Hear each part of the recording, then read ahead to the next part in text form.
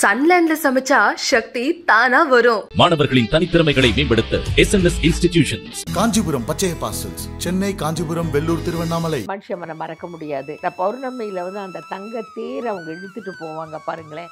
அந்த நில ஒளி வெளிச்சத்துல நீங்க பார்க்கும் பொழுது அப்படியே சொல்லும்போது அந்த அம்மனே நம்மளை பார்த்து சிரிக்கிறாப்புல. ஆதீனம் இலகி ஐயனார் அவர், அப்புறம் பொக்கிஷக்கோட்டை காளியாத்தா, இவங்க தான் குலதெய்வம்.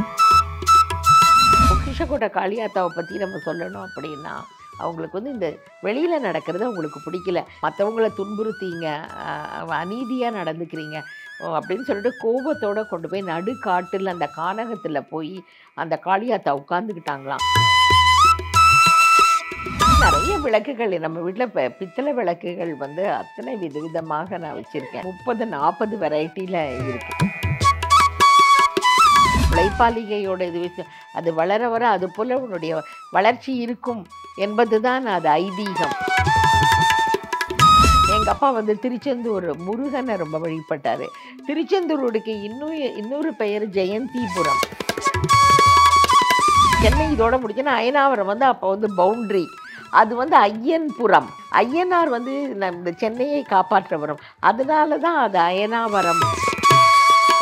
உங்களுக்கு பர்சனலாக ஏதாவது ஒரு மிராக்கள் நடந்திருக்கா? இவ்வளோ கோவில்களுக்கு போயிட்டு வந்திருக்கோம் அப்படிங்கும் போதும் இல்லை, இன்றைக்கி நாங்கள் உங்ககிட்ட உட்காந்து பேசுகிறதே மிராக்கிள் தான். ஏன் நான் இதை சொல்ல விரும்புகிறேன்னு சொன்னால், எப்போவுமே அது ஒரு இந்து மதம் என்றாலே அது இட்ஸ் ப்ராக்டிஸ் தான் சொல்லுவாங்க. அது நம்மளை வழிமுறைப்படுத்துறது.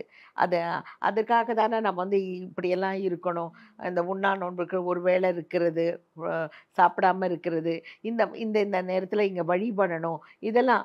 ஸோ இது நம்மளை டியூனப் பண்ணுறது, நம்மளை ஒரு சரியான ஒரு பாதையில் அதாவது இந்த மனத்தை அடக்கிறது, அந்த பக்குவத்தை கொண்டு வர்றதுக்காக தான் இந்த வழிபாடு, இந்த முறைகள். அதனால தான் நம்ம பெரியவர்கள் எல்லாம் இப்படி இது பண்ணியிருக்காங்க. அப்புறம் காஞ்சிபுரமில் அம்மனை, காமாட்சி அம்மனை மறக்க முடியாது. இந்த பௌர்ணமியில் அந்த தங்க தேர் அவங்க இழுத்துட்டு போவாங்க பாருங்களேன். அந்த நில ஒளி வெளிச்சத்தில் நீங்கள் பார்க்கும் பொழுது அப்படியே அந்த தங்க தேர் மினுமினுக்கும் பாருங்கள். அப்படியே சொல்லும்போது அந்த அம்மனே நம்மளை பார்த்து சிரிக்கிறாப்புல. அவ்வளவு ஒரு சந்தோஷம். இதெல்லாம் அதனால் குழந்தைகளை நான் என்னன்னு சொல்கிறேன்னா, சின்ன குழந்தைகளை அதை அந்த சின்ன சின்ன அந்த அம்மன் மேலே இருக்கிற சாமி மேலே பாடல்களை கற்றுத்தரணும். இந்த பழக்கத்தை கொண்டு வரணும். ஒரு தாய் கைப்பிடித்து தன்னுடைய மகனை கொண்டு போயிட்டு அதை பழக்கப்படுத்தினா, விஷயங்கள்லாம் கற்றுக் கொடுத்தா இந்த குழந்தைகள் பின்காலத்தில் அதை ப்ராக்டிஸ் பண்ணிட்டு வருவாங்க. கண்டிப்பாக. குலதெய்வத்தை பற்றி கேட்டீங்க. இப்போ தான் நான் எங்கள் ஊருக்கு கும்பாபிஷேகத்துக்கு நாங்கள் போயிட்டு வந்தேன். சிறுகூடற்பட்டி, அந்த காரைக்குடி பக்கத்தில் சிறுகூடற்பட்டி, அது எங்களுடைய கிராமம். அதுக்கு பக்கத்தில் கல்லல் என்ற பக்கத்தில் கீழக்கோட்டைன்ற ஒரு கிராமம், ஒரு 15 கிலோமீட்டர்.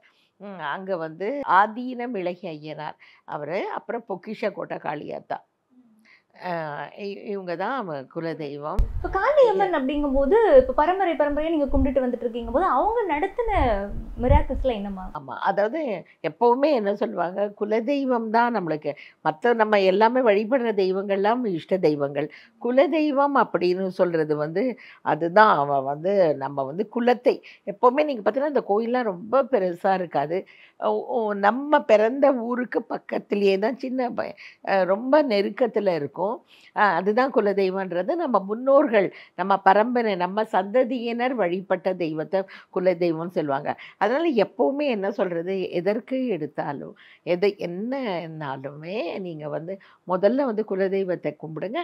அதுக்கப்புறம் உங்கள் இஷ்ட தெய்வங்கள் எந்த தெய்வங்கள் வேணான்னு இருக்கலாம். ஆனால் குலதெய்வத்தை விட்டக்கூடாது. ஏன்னா பரம்பரையாக நம்ம கண்காணிச்சுட்டு நம்மளை இவ்வளோ தூரம் இந்த உலகத்தில் இருக்க விடுறது அந்த குலதெய்வம் அப்படின்னு சொல்லி.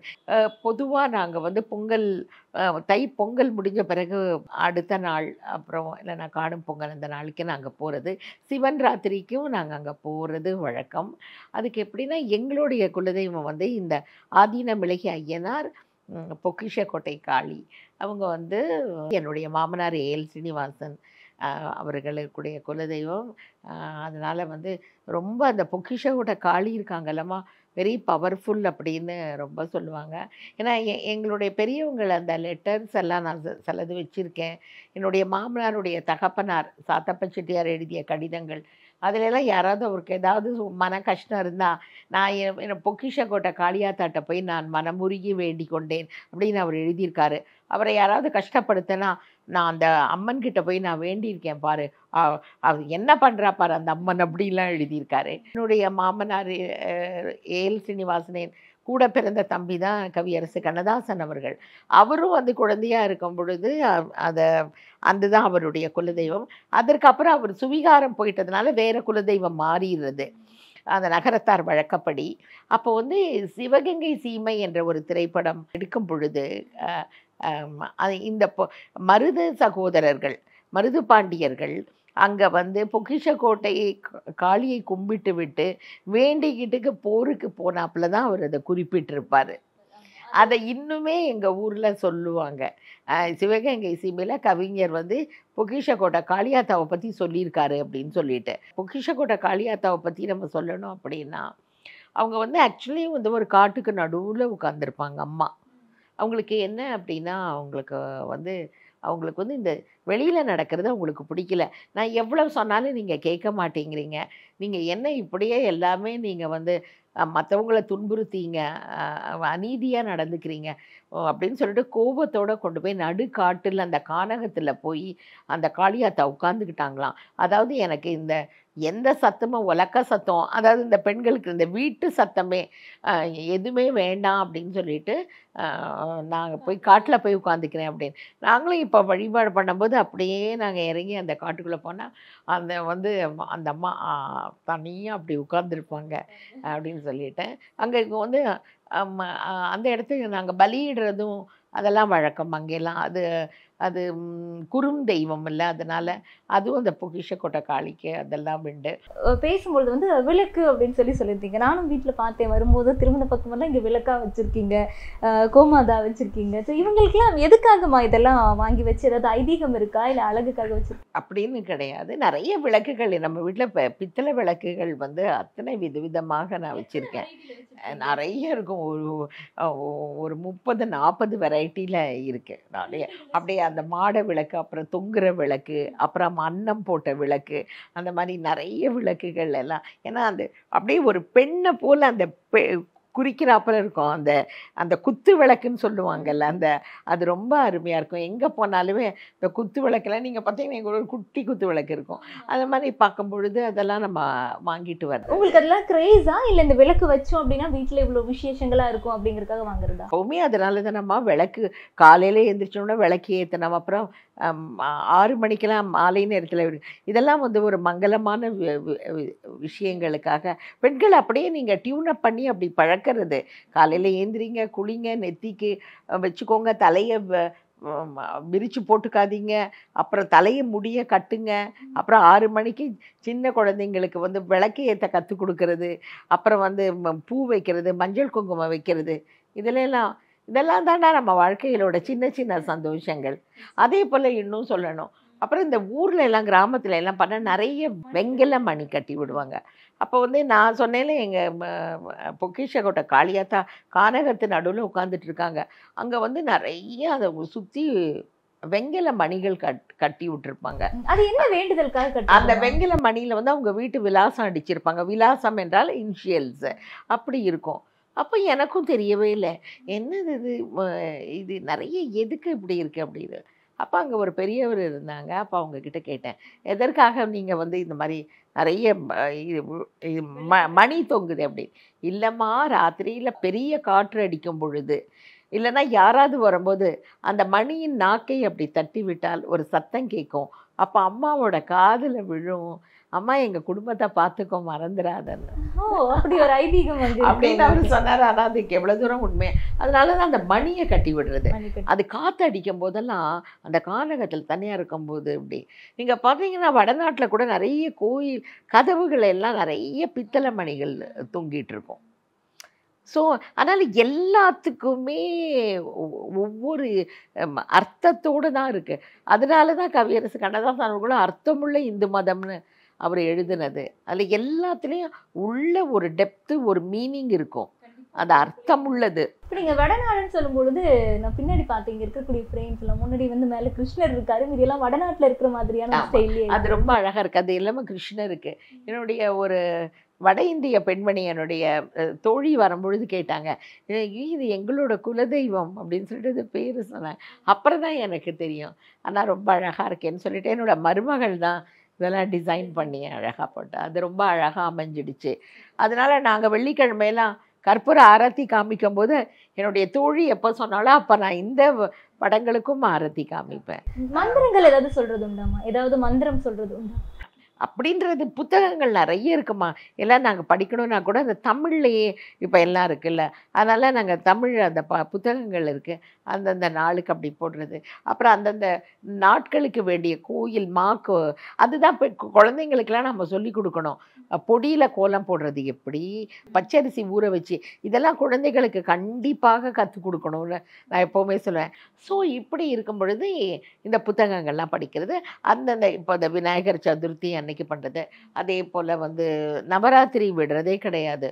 9 நாட்கள் நவராத்திரி. இது நவராத்திரி ரொம்ப ஸ்பெஷலாக அது வந்து எங்கள் மாமியார் பண்ணிகிட்டே இருந்தாங்க. ஸோ அது விடாமல் வந்து நான் பண்ணுறேன். என்னுடைய மகனுக்கு பெண் பார்த்து திருமணம் புரியும் போது கூட அந்த பெண்கிட்ட கேட்டேன், நான் பொண்ணு பார்த்து கல்யாணம் பண்ணுறதுக்கு முன்னாலே, அம்மா தாம்பூலம் கொடுக்க தெரியுமா, கொலு வைக்க தெரியுமா, கண்டிப்பாக 9 நாள் நீ வந்து கொலு வச்சு எல்லாரையும் வரவழைத்து கொடுக்கணும் அப்படின்னு அப்படின்னு சொல்லி சிரித்தாங்க. அப்போ அந்த அளவுக்கு நாங்கள் ஈடுபாடு எங்களுக்கு. அந்த 9 நாட்கள் தொடர்ந்து அந்த பண்டிகை, அந்த காலை நேரத்தில் அம்மனை வழிபடுறது, அது எல்லாமே சொல்லிட்டு ரொம்ப அந்த முளைப்பாலிகை வீட்டில் போடுறது, முளைப்பாலிகை இப்போ அதெல்லாம் ரொம்ப. ஆனால் நான் வீட்டில் முளைப்பாலிகை போடுறத பார்த்துட்டு என்னுடைய